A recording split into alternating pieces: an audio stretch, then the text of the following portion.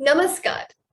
आज इस हिंदी दिवस के उपलक्ष्य में मैं अपने विचारों की प्रस्तुति से पहले स्वरचित कुछ चंद पंक्तियां आपके समक्ष प्रस्तुत करना चाहूंगी। नए जमाने की पौध है हम, सब भाषा का करते हैं सम्मान हम। अपनी संस्कृति से जुड़ना भाषा हमें सिखाती है। हिंदी भाषा नहीं, भावों की अभिव्यक्ति है।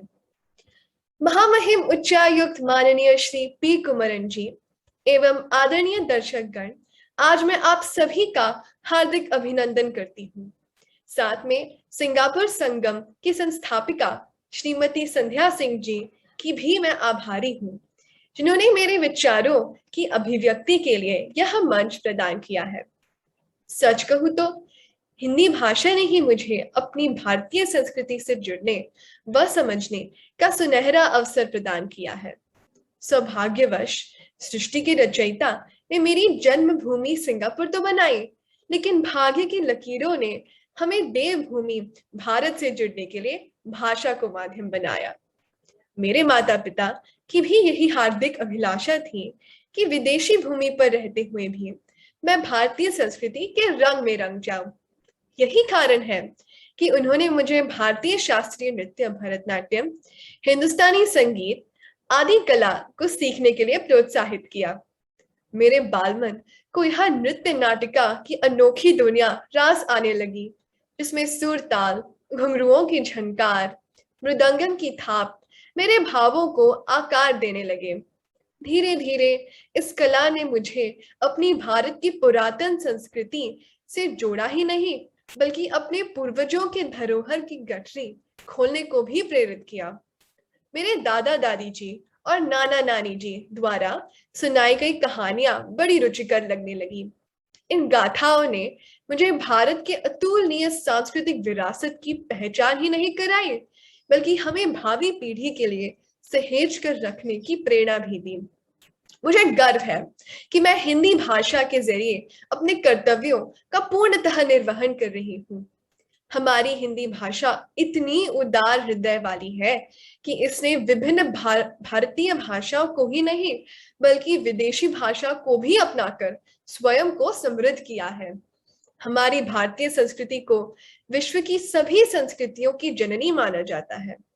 चाहे जीने की कला हो, विज्ञान हो या राजनीति का क्षेत्र, भारतीय संस्कृति का सदैव विशेष स्थान रहा है। अन्य देशों की संस्कृतियां तो समय की धारा में विलीन हो गए। मोहम्मद इकबाल जी द्वारा लिखी कुछ पंक्तियां मैं दोहराना चाहूंगी कि कुछ बात है कि हस्ती मिटती नहीं हमारी, कुछ बात है कि हस्ती मिटती नहीं हमारी, सदियों रहा है दुश्मन दौरे ज़मा हमारा। यही तो विशेषता है हमारी भारतीय संस्कृति और सभ्यता की, जो आदि काल से ही अपने परंपरागत अस्तित्व के साथ अजर अमर बनी हुई है। मुझे मेरी भारतीय संस्कृति ने अन्य संस्कृतियों का सम्मान करना सिखाया है। यही कारण है कि मैं सिंगापुर की संस्कृति में पूरी तरह से रच बस गई हूँ। अपनी मातृभाषा मराठी, हिंदी, मैंड्रिन व अंग्रेजी आदि भाषाओं से मैंने यही सीखा कि हर भाषा में वहां की संस्कृति और संस्कारों का प्रतिबिंब झलकता है।